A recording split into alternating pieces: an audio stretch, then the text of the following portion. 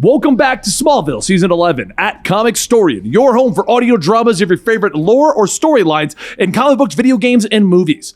Smallville Season 11 picks up where Season 10 left off, with Superman being Superman exploring the world. In Volume 1, we discovered what happened to Lex Luthor. Volume 2 was Batman. Volume 3 was The Flash. Volume 4 was Supergirl. Volume 5 was Wonder Woman. Volume 6 was The Monitor and Crisis on Infinite Earths. In Volume 7, which is where we are introduced the Green Lanterns. And last time on our video, we discovered what the Green Lanterns had been doing, what was happening, and Jon Stewart was trying to train the newest Green Lantern, Kal-El, on how the Green Lanterns function. But the two of them ended up meeting up with Parallax as he spread out yellow rings around the world, creating our current episode, Green versus Yellow. If you like this kind of content, consider subscribing to our channel. Putting on that notification will allow you to know what videos are coming out, and you can check the banner right above to get a general idea of our schedule. You can also find me over at Twitter at Comicstorian, but either way, let's start your story with the second half of Smallville Season 11, Volume 7.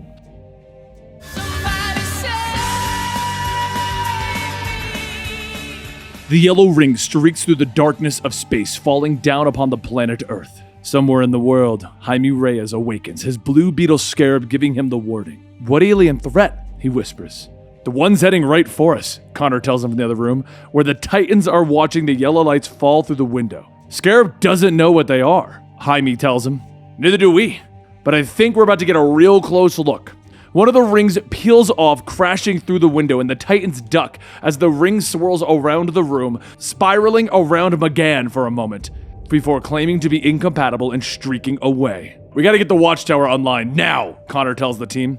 Meanwhile, in Gotham City, rain pours from the sky and the mutant leader is shouting, "Just 'cause you nasty lickin' chegs doesn't think I ain't slicing." Nightwing first connects with his face, dropping him fast. "Some kind of storm coming in from the west?" she asks Batman, and the Dark Knight stares up into the yellow lights that are streaking across the sky, and he starts to move. "No, but whatever they are, they're headed straight for Arkham," he growls, pulling out his grappling gun. Nightwing begins to mutter, pulling out her phone so that she can cancel her date with Dick Grayson. Meanwhile, back on the asteroid with Lantern Stewart and Lantern Kal-El, Parallax laughs at the two of them. "By now, my rings have reached your fear-addled planet. My harvesters will till your feeble human soil, and I shall feast," he growls when suddenly both Clark and Jon hear a voice in their heads. "Jon Stewart," the voice calls, and Jon is shocked to recognize the voice of Ganthet. He tries to speak with the Guardian, but there's no time. "Find that which the creature fears, then—" "Silence!" bellows Parallax as he hears the thoughts of the ancient Guardian. He plucks Ganthet from his tendrils, briefly freeing Jon and Clark. Stewart moves to try and save the Guardian, but Clark pulls him away. As they move, they watch as Parallax pulls Ganthet apart, killing him. "He's buying us time. We have to fall back, soldier," Clark tells him. And fast. The two lanterns zip away, with Superman turning back to Jon Stewart, who has stopped. "Any ideas?" he asks, and the two fire their rings, creating a shield that blocks Parallax from escaping. The monster charges against the green construct, slamming against it with his bulk, but Jon charges up his shield, turning to look at Superman. "Now get back to Earth and stop those yellow rings. The more fear that they generate, the stronger that this son of a bitch will grow," Jon tells him, and Clark refuses to leave, not wanting to leave Jon Stewart behind. "You don't have a choice, soldier. Now ring up and go," he yells. Superman finally nods, turning away, heading back through space. "Good luck, Jon." Moments later, the shield shatters and Parallax opens up his jaws wide for Jon Stewart. Meanwhile, in the Metropolis General Hospital, Oliver awakens with a gasp, and Chloe is by his side. She glares at her husband, letting him know that she isn't dead. Yet. Oliver struggles up, asking about the rest of the team. Agent Chase is in critical condition, and another member of the team is dead, she tells him. "What do we do now?" Oliver asks. "We find Prometheus and we kick his ass." Meanwhile, at the former headquarters of the Justice Society, Mrs. Hunkel tells Lex Luthor, "Politeness aside, you're gonna have to leave now." But the billionaire takes another sip of tea, asking once again, "Where is Alan Scott?" She refuses, and Lex points out that it wouldn't take much for him to buy the neighborhood and do anything he wants with it. "Always the same, real estate. Your type seems to think that real estate is a good idea." She points at him, threatening to wake up Mr. Grant. "The smug smile of yours won't do anything to stop the Wildcat." Suddenly, the Green Lantern within the case begins to glow brightly and a voice fills the room. This is Green Lantern of 2813 sending out a distress call to any and all available lanterns. Lantern Stewart is engaged in a battle with Parallax. The creature has unleashed yellow rings onto Earth's population. Superman is calling out as he streaks through Earth's atmosphere. The only response is from Emil, though, who has tapped into the Lantern's comm spectrum. They let him know that they've been tracking the rings ever since they reached orbit. Superman asks where the highest concentration of yellow rings has landed. And Batman barks as they are bathed in yellow rings. Report! Getting my ass kicked! No big, Nightwing tells him, but before them float some more of the worst villains, now clad in yellow armor. Earmuffs! Batman yells, throwing a flashbang that briefly disorients their enemies. He then orders Nightwing to fall back in the moment. Inside, Victor Freeze is staring at his beloved Nora, who is now glowing yellow. The wall explodes outward, throwing Dr. Harleen Quinzel onto the ground. I apologize for what is to come, Freeze tells her as he steps through the wall clad in yellow armor. Green light cracks against him, though, throwing him away, and Harley Quinn looks up, staring at the Green Warrior before her. Haba haba, she smiles at Superman. Ma'am, he nods, and he flies through Arkham quickly, reaching Batman and Nightwing. Mind if I cut in?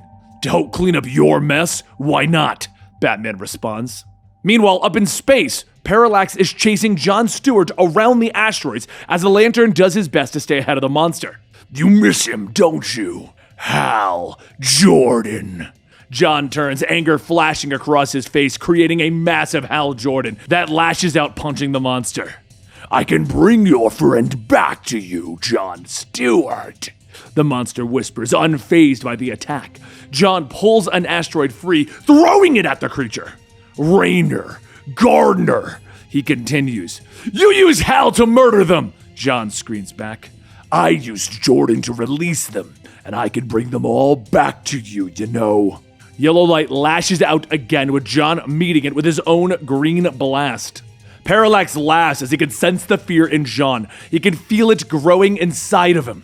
The Kryptonian planted seeds of doubt in you, but your mission is a lie. Your purpose is false.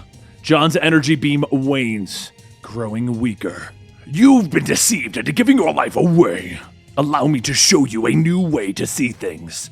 Parallax whispers as the yellow light grows stronger around Jon Stewart. Embrace the fear. In Metropolis, Tess is now online with several heroes around the world. She orders the Titans to work on crowd control, while legacy heroes deal with the immediate threat.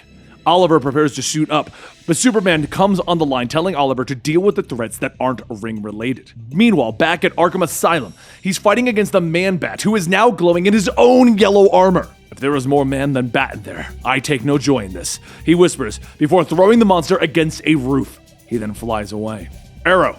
A situation like this is the perfect chance for other threats to go unnoticed. Chloe then helps move Tess in directing their forces while Oliver runs over to the 3D printer tapping buttons. Chloe looks over her shoulder, surprised that the DEO just activated Arrow as a field agent, and Oliver stands before her in the new armor that he just 3D printed. What's one more job, right? He asks with a smile. Meanwhile, back at Arkham Asylum, Superman shields a group of doctors as Firefly is burning them with yellow flames, and from behind, Bane rushes him. Murder the Lantern! He bellows. His death will ripen the fear of this entire world for our master. Poison Ivy laughs, and Batman and Nightwing, wrapped in yellow vines, are behind her. Bane crashes against Superman, knocking him away. Superman, that ring isn't doing either of us any good! Batman yells, and Superman nods. Luckily, I've got more than a ring, he says, flexing and bursting free of the green armor to reveal the Superman outfit. The Yellow Lanterns suddenly stop, all bowing. That's all I needed to do? Superman asks, looking at them. Batman and Nightwing are suddenly free, dropping to the ground. You've got a bad feeling about this, don't you? I've got a bad feeling about everything, Batman hisses, and all three heroes look up as yellow light fills the area and Jon Stewart, now clad in the armor of yellow, with Parallax swirling around them, smiles. Let the feast begin. Meanwhile, at the DEO headquarters, Steve Trevor is filling in the watchtower, letting them know that he dispatched Agent Prince to deal with half the Senate and half the House. Oliver breaks in, asking where they are on locating Prometheus. Steve Trevor nods, letting him know that the Mystics got another hit on his boom tube. Whatever he's after, it's on. Is Arrow ready to transfer? Oliver looks around confused. He thought they were sending a jet. Steve turns, looking back at Zatanna next to him, whose eyes begin to glow. Not sure we have that kind of time. Arrow, brace yourself, he warns, and Chloe watches as Oliver suddenly disappears into a purple cloud. Chloe keeps moving, trying not to think about what her husband is doing. She gets online with Emil from Star Labs, and reports indicate that the yellow rings are actually controlling their hosts. Emil nods, guessing that means that they're using a central signal. Therefore, we can isolate channels that are being used by the yellow rings. He begins, and both Chloe and Tess begin to work on the problem. Watchtower to Batman! The comms crackle as the Darknet avoids another one of Firefly's blasts. We gotta get our hands on one of those yellow rings. Batman nods. I'll see what I can do. Superman looks up at Jon Stewart, who is now wrapped in the yellow light. Stewart, stand down! But Jon lashes out with his power, ordering Superman to release his fear, so that we can feast on it. A yellow construct of Doomsday then charges at Superman, but he locks arms with the monster, and he shoots at Jon with his heat vision, forcing him to drop the construct. The Lantern Corps has convinced you that fear is a liability. Fear is what makes a person stronger, Superman tells him, leaping at Stewart. But Jon creates the jaws of a massive beast that rises out of the ground, grasping Superman. Jon, you're not listening! I know you're in there, pretending you don't have fear, that you don't feel it. That's where your trouble starts. The construct weakens as Superman pulls free. He flies to Jon Stewart, telling him it's okay for a soldier to ask questions. And Jon looks at him, faltering. So Superman reaches out a hand to his friend. That's when yellow light flashes through his eyes and he snarls at the Man of Steel. Let us see how well your fear serves you as your life slips away. A yellow blade appears in Jon's hands and he stabs upwards, piercing Superman's chest. And you watch as I murder your world. Superman falls as the yellow light grows stronger within the area. But from space, the other Green Lanterns are watching. I thought we were told not to interfere, Aya asks. And the other Lanterns continue to watch. How are we supposed to fight a threat this large? Chip asks, and Kilowog nods, agreeing. The Corps was almost destroyed last time we fought Yellow Lanterns. But the Archivist showed us a message from Jon, and it tells us to find the ring that Parallax fears most.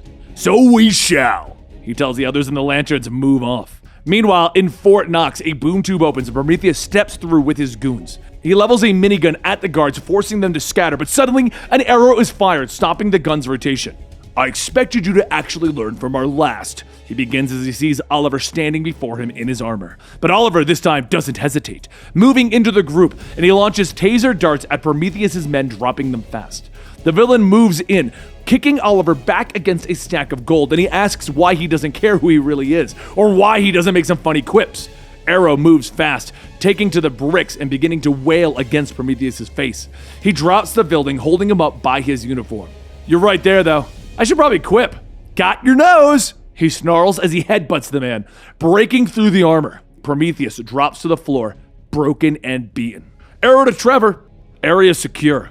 How's it going for everyone else? Batman fights Firefly on the back of a giant yellow dragon. Your city will fall, as will your world. Batman nods, grasping the villain by the throat.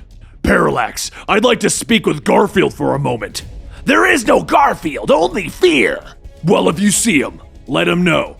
Building. The dragon collides with a building, creating a flash of yellow light. Batman leaps clear with the yellow ring clasped in his hand, and then he jumps onto the Batwing. Bruce Wayne of Earth, the yellow ring chirps.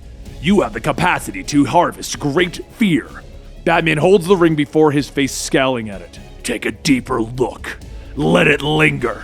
The ring stops for a moment. Harvesting protocols paused, it seems to whisper. That's more like it. Batman drops the ring into the scanner, letting the Watchtower know that it's about to upload. Roger that, Batman. Tess acknowledges, passing the ball over to Emil. Emil acknowledges, letting the group know that he's isolated the carrier frequency both types of rings used to communicate. Superman, we can't turn off the rings, but we can reboot them. He calms through. Jon looks down on the Man of Steel who has fallen with a blade in his chest. Your vessel is resilient, Kryptonian. Meanwhile, the man rears back as the dark shadow of Parallax crawls out of his throat, the being smiling at Superman. Let us discuss the nightmares that trouble your magnificent mind, the monster whispers. Emil, hit the button. Superman chokes, and suddenly all of the yellow lights disappear, and Jon falls to the ground, 2 rings in his hands. What have I done? What's happening?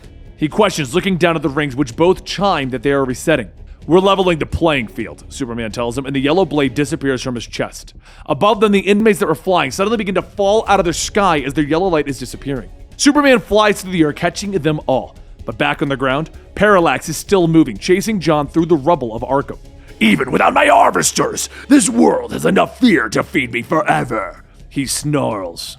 Jon jumps into a crane, whirling the wrecking ball to smash into Parallax's jaws. I know your mind and soul. I have seen you. But the monster is cut short as green light bathes him. Enough! This realm shall feed you no more.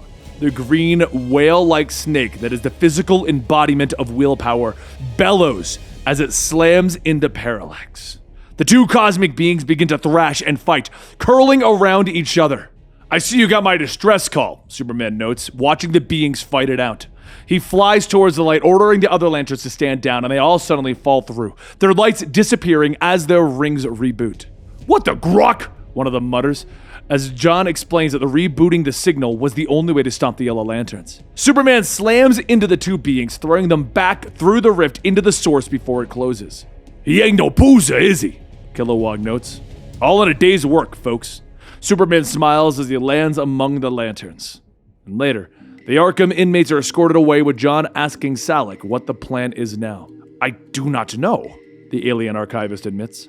Our lives are our own, Jon tells the group of aliens looking at them. What does that mean? Chip asks. Superman smiles, leaning down, putting a hand on the shoulder of the squirrel-like alien. Whatever you want it to, he tells him. All of the rings finally reboot and they stand ready, waiting on command. Later, Jon and Clark stand at the rooftop of the watchtower. The core? Clark asks. Jon nods, telling him that it endures. We, the new Guardians, took a vote. No one else gets conscripted into service against their will. Not ever again, Jon tells him, and Clark nods, asking what that means for Sector 2813. We'll make sure your ring finds its way out to the colony, and then we'll decide who will represent them among the stars. Jon transforms in front of him, clad in his green armor. Rest assured, they'll have no knowledge of Kal-El of Krypton once being their Green Lantern. Jon salutes the Man of Steel before leaping into the sky. So, have I lost you to the cosmos?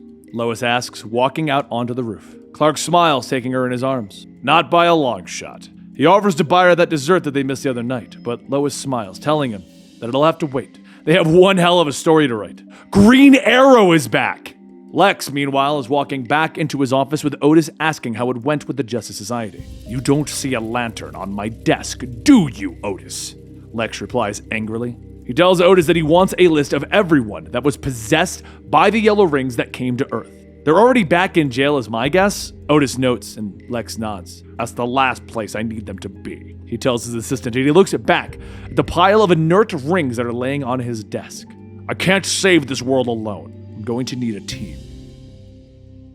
And there you have it. We now know what's going on with the Green Lanterns in this universe, and that brings us to Volume 8, simply known as Chaos, and then the conclusion to everything, Volume 9, Continuity. So if you want to know how this is going to conclude, what eventually happened to your favorite Clark Kent in all of history, I'm not hyping that up at all, then make sure you subscribe to this channel. You can also get early access to this series of videos along with many of our other projects over at our Patreon at patreon.com/Comicstorian. And I'll see you next time right here, where I appreciate your support and watching this video all the way to the end. Thank you.